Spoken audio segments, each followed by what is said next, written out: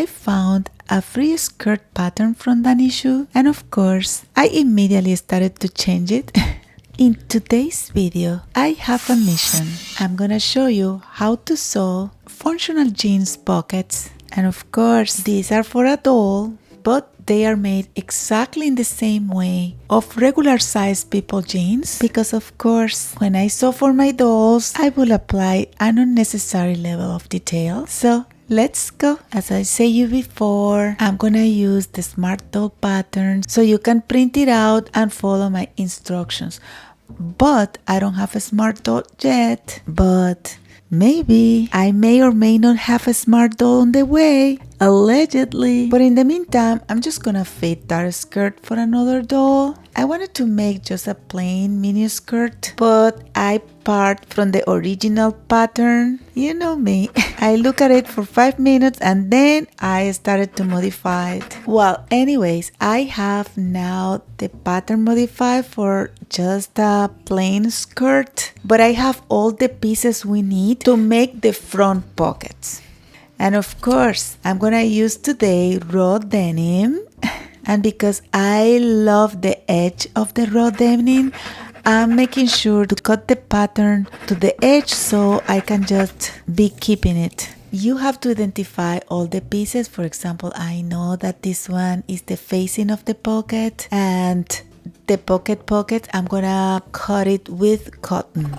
So now I have all my pieces cut, the pocket with the cotton, and then I have the facing. And the facing will be sewn over the cotton this way. But before sewing it, I have to go to my sewing machine because, you know, I'm a good girl and I clean everything. And I am just serging the edge so it looks nicer. Look at that. Then I'm gonna go back to my regular sewing machine and I'm gonna start sewing. Today I'm gonna use like a jeans thread, but this one is kind of a thin jean to be jeans thread, but it's thicker than the regular sewing machine thread, so it will look very proportional for a 1/3 of the scale doll. Now I'm gonna sew the facing to the pocket, to the back of the pocket, right? Like that. Be careful, use a short stitch and lift the pedal and pivot, lift the pedal and pivot. This is how you will have a nice line. Now I'm gonna take the pattern of my skirt because of course I want to sew the pocket. So I'm gonna make a little dance with the fabric so you can see pretty well what I'm doing. The pocket will go like that, like that. So what I have to do is to sew that piece together. This is why I present it in the way it has to be, and then I just fold it because you have to sew it at the other side. Does that make sense? So look at that in your pattern. You have the line there, the sewing line, and I'm gonna make sure because it's so curved to reduce a lot the length of the stitch, and I'm gonna sew, as you see, stitch, pivot, stitch, pivot. You see how nice that curve was? And I'm gonna clip a little bit the seam allowance. Even I think I'm gonna just cut it a little bit because it's just too wide. Now I have to finish that part of the pocket. You see, it will be finished like that. And I'm gonna give you one of the best tricks to settle that seam. First, I iron it flat the same way I sew it. And then I'm gonna open the seam allowance and I'm gonna iron it again. Remember, we are dealing with a small thing, but that works the same for big people clothes. Now I iron in the way it's supposed to be, and look at that, it looks amazing. Now is the time to make the top stitch all around that pocket. And as I told you before, you make a stitch, pivot, make a stitch, pivot. That's the only way you are gonna get a nice curve. See? Now that my first top stitch is done, I'm gonna do exactly the same to make the other one. Did you know that the second top stitch, it's more difficult to do than the first one? Well, it's easier, but it's more difficult because this one, you wanna make it completely parallel. Look at that, it looks good, right? Now that I have my second top stitch, my pocket is pretty much done.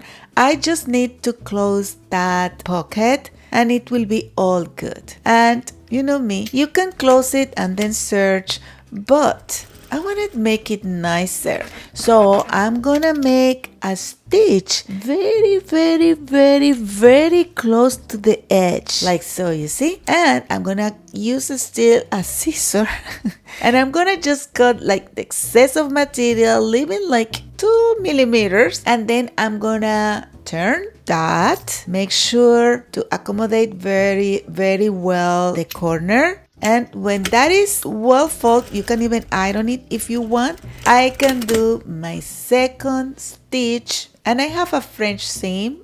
That's so nice, huh? Then I just need to close that pocket. For that, I'm gonna just, you see the mark? So I'm gonna just stitch from the mark down until the pocket's finished. Now my pocket is all formed. I just need to go to my serger machine and I'm gonna serge just until the pocket because I want to preserve my edge, the edge of my raw denim. The white and red edge of the denim is called selvedge, and it comes from the way this denim is traditionally woven, and honestly I love leaving it visible. This is why I made the skirt a little longer, because I'm gonna fold it after. Now that you know how the front pockets are done, I'm just gonna quickly finish the skirt. I don't want my doll being flashing anyone. So I'm gonna use a little bit of Velcro to put it as a zipper.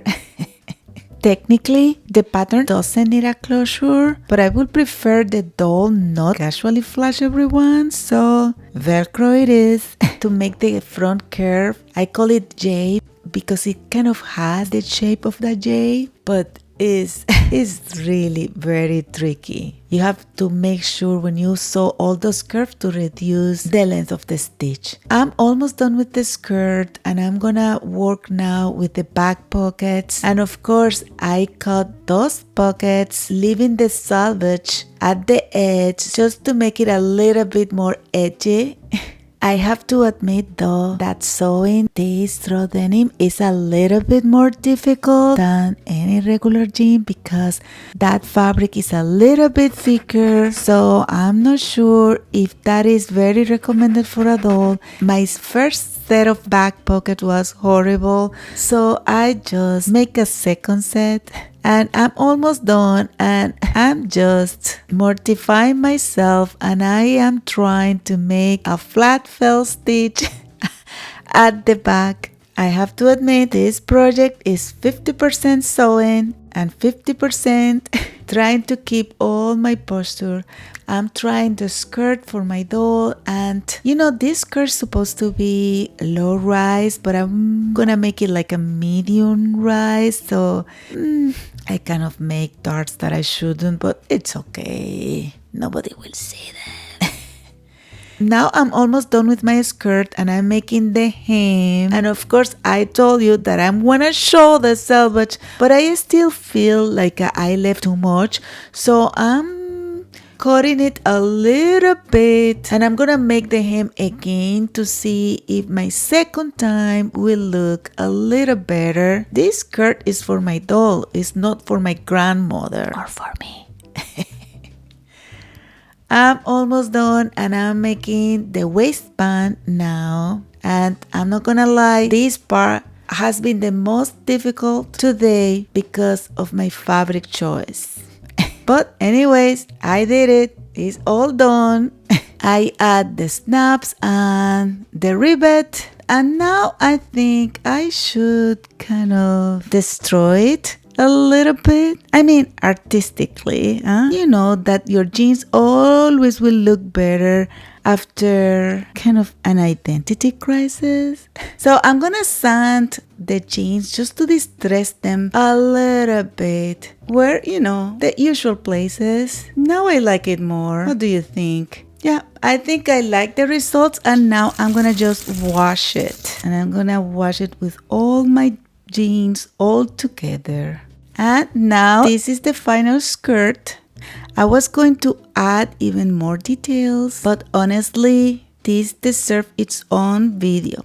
So next time we are gonna style it properly, including the top I have planned for this look. And trust me, it's going to change the whole vibe. If you find this video useful or entertaining, please give us a like, give us a hype, and don't forget to subscribe, share, comment. Bye!